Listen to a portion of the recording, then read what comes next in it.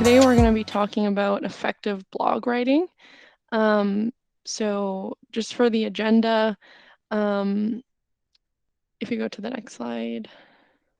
So to start out, I'm just going to talk more from like a general perspective, tips for choosing a topic, creating an outline, and some considerations before you start writing. And then Dan's going to talk more about writing how-to articles, so that those are kind of more technical pieces. I think the engineering team might get more tips from that. So to start out with choosing a topic. So, tips for choosing a topic. So, topic should be something that you're interested in. Like, that is the main first point that I want to get across. You shouldn't be forcing yourself to write on something that, you don't like or you don't have some sort of interest in any sort of way. The best pieces come from you actually being, ideally passionate about something or at least interested in it in some sort of way. So that's kind of the first piece of advice I have here. The second is steer clear from topics that you aren't qualified to speak on. So I obviously am not an engineer, so I definitely wouldn't write a piece on anything sort of engineering related because I don't have that background and expertise to, speak on that topic or offer any like really good insight on that topic. And the same goes for different people. Like I would say just steer clear from topics that are totally like you don't have that knowledge to speak on it, or it might just sort of be an inappropriate topic to speak on. You might not really be providing accurate information, or you might be providing like totally wrong information on it, and we don't want to do that. So that's a huge no for choosing a topic. As well, consider how much research you need to do. So if you're writing on a topic and uh, maybe there's aspects of it that are new to you, you are qualified to speak on it, but you want to add some more to it, um, and there's going to be a good deal of research involved in it. That's going to take you some time. Like honestly, sometimes with some pieces I've written in the past, the bulk of the work for me was just researching, getting the information that I want to elaborate on, and then, from there building an outline, a structure, and then actually putting the writing together. But finding that research takes time, and that's just something to consider. Like how much research is this going to involve? How much time do I have to put in? That might kind of change your mind on whether this is a topic I want to write on. Maybe there's something else you can write on instead where you have that knowledge already and you don't have to do as much research, not as time consuming. So there's that as well. And then bringing the topic back to tech, bring it around back to tech in some sort of way. So, um, you know, we don't always just like, for example, I'll give you an example with, say the topic is like stress awareness. Um, I know that April was Stress Awareness Month, and I think there's actually a couple weeks in May that are kind of to do with like stress awareness.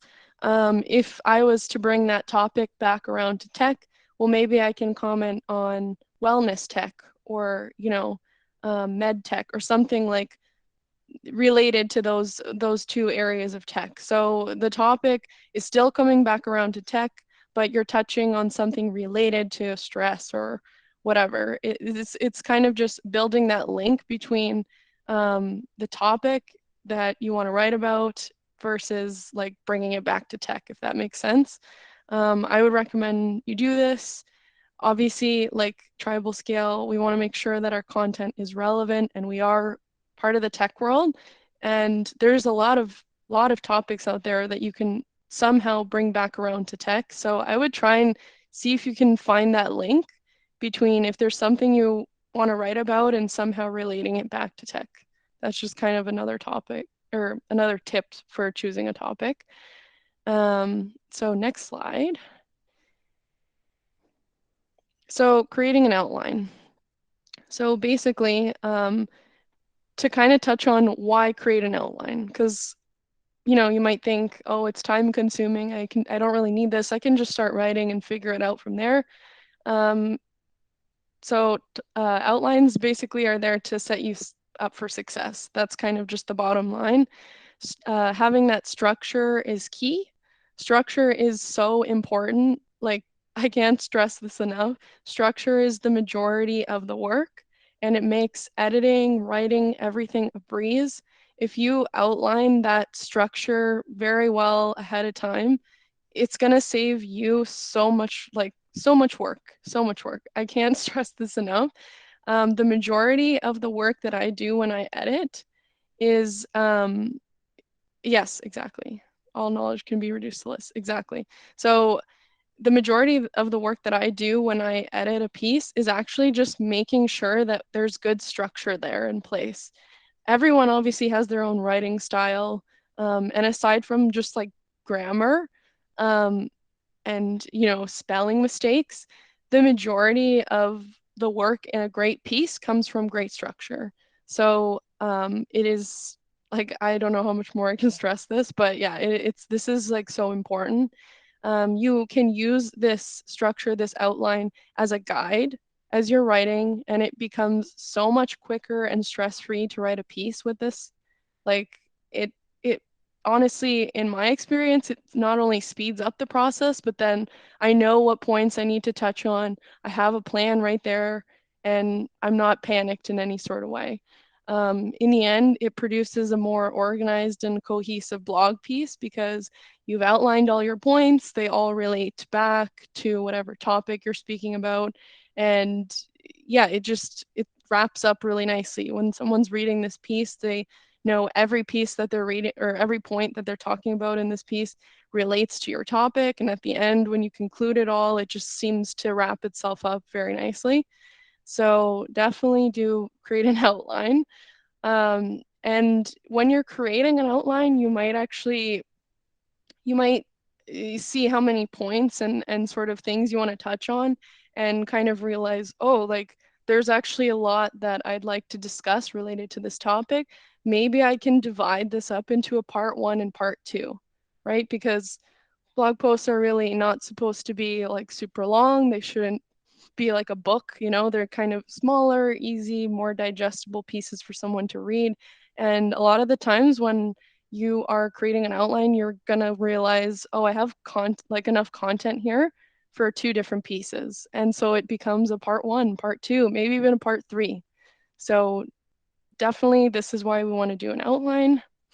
So next slide. Cool. So creating an outline, this is how I approach it. Once you have your topic figured out, you can start by writing down all the main points you want to get across. Um, However many that's going to be. Let's say I have 3 main points that I want to make and they somehow relate to my overall topic. Okay, great. From there, you want to organize those points in an order that flows well and is consecutive. So sometimes your main points that you want to make are somehow they're all related to each other and you need to make one point before the other. There's an order to them that makes sense and you need to make sure you figure out that order, because sometimes when you're talking about a certain point, maybe in the next point you're kind of building off of that, if that makes any sense. They need to be in the proper order, otherwise whoever's reading your piece is going to be extremely confused and not really know like what's going on. So it needs to flow well and is consecutive. That's super important. From there, I would say even go further than that. Not just have your main points that you want to make, but what are the sub points? Okay, here's my first point that I'm talking about. What are you going to say about it specifically? Like what specific uh, pieces of information or like ideas do you want to share related to that? If you write your sub points as well, that's like amazing. That your outline is even more useful and helpful. And when you're writing, that's going to make sure you don't forget to leave anything out. You know exactly what you're going to say. You just kind of have to take that information and put it into actual writing. So definitely take that extra step and write the sub points as well that you'd like to touch on. And for the next slide. So tone and context needed. So there's some considerations. Once you have your topic, your outline, okay, great. You're going to start writing. These are some things that I would consider. This is going to tell you kind of what your tone is going to be, uh, what tone you're using when you're writing, if that makes any sense, and how much context you're going to provide in your writing. Maybe even I would even consider these things before you start outlining. That actually might help you to figure out what points you'd like to include, what sub points you'd like to include, that sort of thing. But especially before you start writing as well. The first thing is, who is the target audience reading this blog post? Um, Not every piece is going to be for everyone. So basically, you should consider things like job background. You know, if you're writing a piece that's targeted towards engineers, okay, it's mostly for people coming from an engineering background. If you're reading or if you're writing a more general piece and it's just for all people in tech, doesn't matter what your job background is, it's for a variety of people. Oh, okay, I'm writing a piece that's more targeted towards HR individuals or whatever it may be, right? You need to consider what job background they're coming from. And kind of with that is their level of expertise. So another example here is if, there's engineering pieces out there, kind of, and Dan will touch more on this, where it's like a how-to, it's a tutorial demo kind of piece. Me being someone in marketing, like I'm not really going to understand that piece. I'm not the target audience for that piece, and I don't have that level of expertise. I don't know how to code or that coding language. Like it's not for me, but it is for those people that have that level of expertise. So you can assume that they know a certain amount about this topic, or they do know this coding language or skill or tool to a certain extent, right? So you don't really have to explain as much to them. But if it is a more general piece, maybe you do need to provide more explanation. So that's kind of, you need to think about these things, I would say, ahead of time, because it sucks like writing a piece, getting to the end of it, and kind of looking back and being like, oh crap, I should have provided a little bit more context there, or the tone that I'm speaking in, it doesn't really make sense. So there's that. The second piece here is, what is the goal of this blog post? There's different types of blog posts out there. Uh, I guess the two big ones that I've seen a lot from uh, like on our TribalScale blog are definitely teaching on a topic.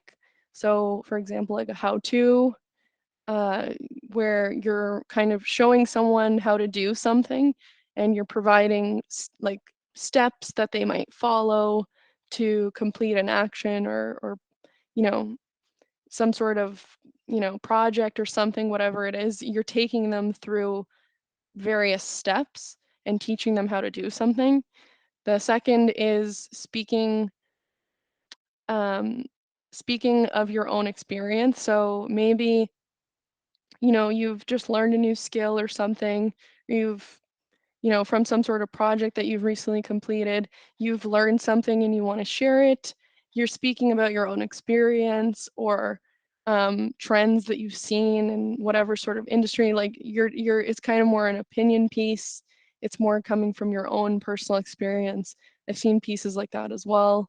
But yeah, again, like your tone and context is going to change for those types of pieces. Generally, a how-to piece isn't going to be, as it'll be descriptive, but it's going to be very like educational and like step by step, and here's what you do. Like there's no like adjectives, you're not being very flowery with your writing. You're just kind of trying to be as clear and concise as possible so someone can understand whatever steps they need to take, versus if you're speaking of your own experience and you're elaborating on something you experienced or your own opinion of something, maybe you can change up your language and your messaging for something like that. So definitely consider these things. Maybe even before you write your outline, sometimes it will help. And especially once you start writing and taking that outline and, creating a draft, these are things you should consider. So I'm going to pass it to Dan because he's going to now talk about how-to articles. Hey guys, so yeah, thanks for coming to our talk on how to write blog articles and things like that.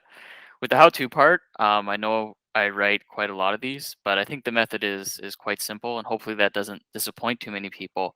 But at the same time, I think there's a lot of power in simplicity, and it allows you to do a lot of things really fast. So before I talk about the steps, I do kind of want to talk about what is the kind of mindset that I get into when I write these kind of articles. And they do this a lot in Ontario public school, but I assume they do it all over the world. When you're in high school and they teach you the scientific method, and you're like a kid and you're like 14, obviously you don't know like what you're going to do. So they give you an experiment, and so you write your little hypothesis, you do your experiment, you write about all the steps of the experiment.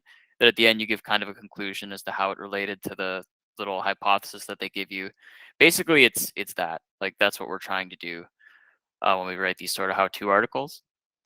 I would also say, um, before I get into the steps about that I take, I also want to say that I think your blog should sort of function as a journal for yourself first. The reason is because you don't know necessarily if your article is going to do well or it's going to do poorly. It's really hard to predict. So when I write blogs, I try to write things that I'll want to use 5 years in the future when I have to rebuild the same thing. And an example of this is I watch a lot of videos on React Native animations, for example. And the people doing these videos do these really complex things, and it takes half an hour to an hour to flesh out everything that they do.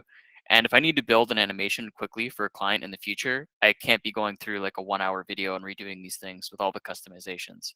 So a lot of times I'll take a complex concept that's really big and then shrink it down into like a little blog form that can be read in 6 to 8 minutes, and I use that for myself.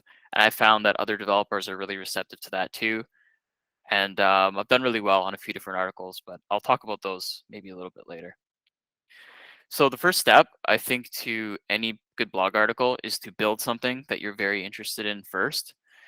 I talked about taking a very big, complex concept, like a complex animation or a series of animations, and reducing it down into one, or at least something to get you started.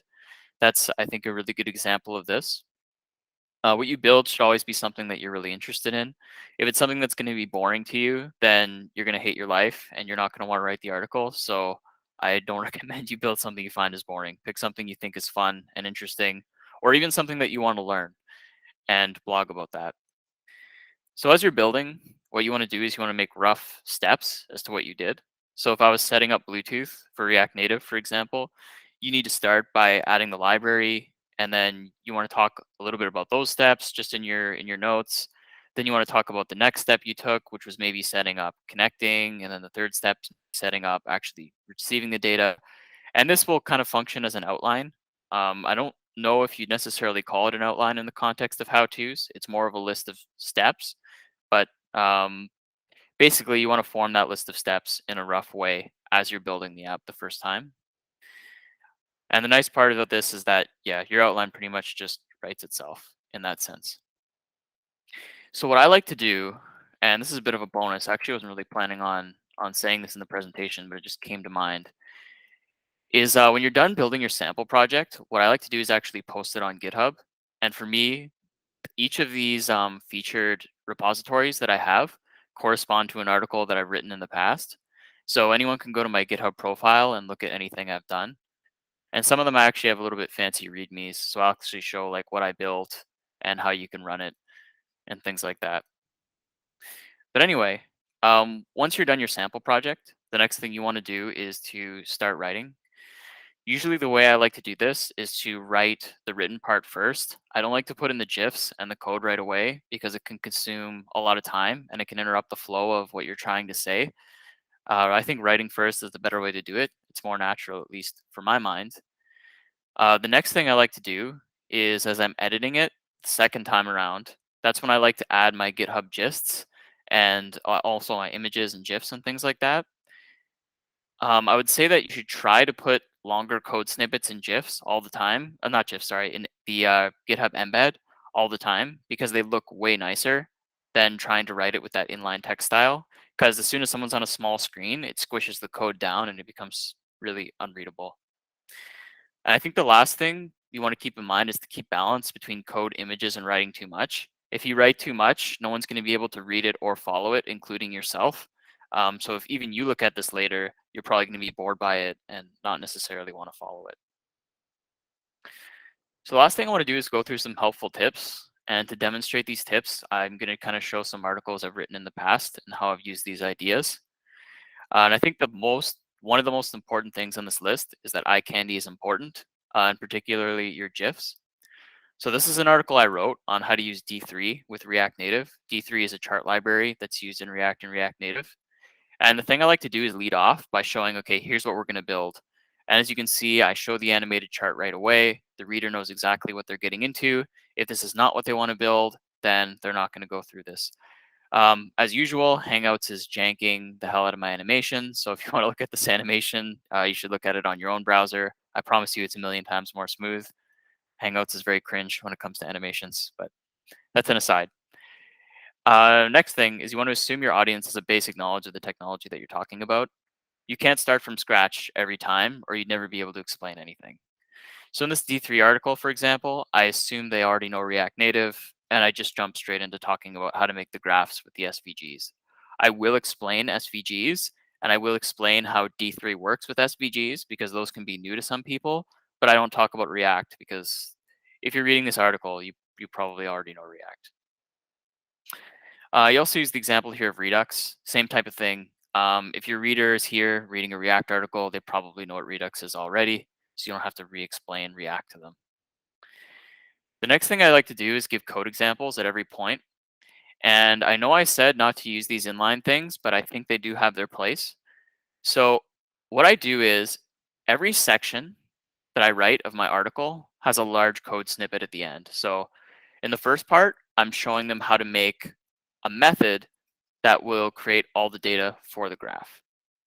But the way I do that is I build up to it. So I say, here's the first step. And then I give a code example of the first step and explain it.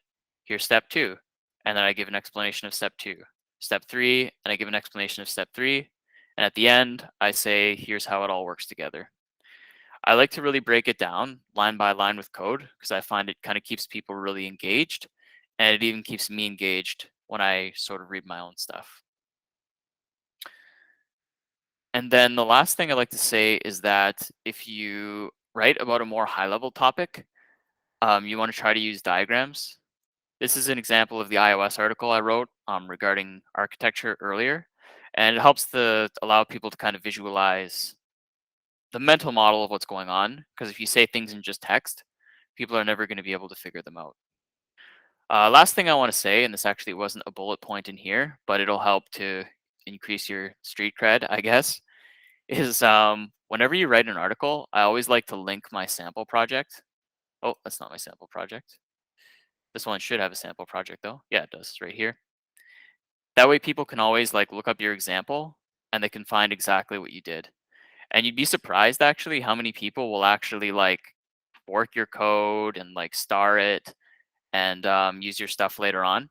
So it actually ends up being quite helpful to people. As you can see, I have like, quite a lot of stars and forks on different work that I've done for Medium.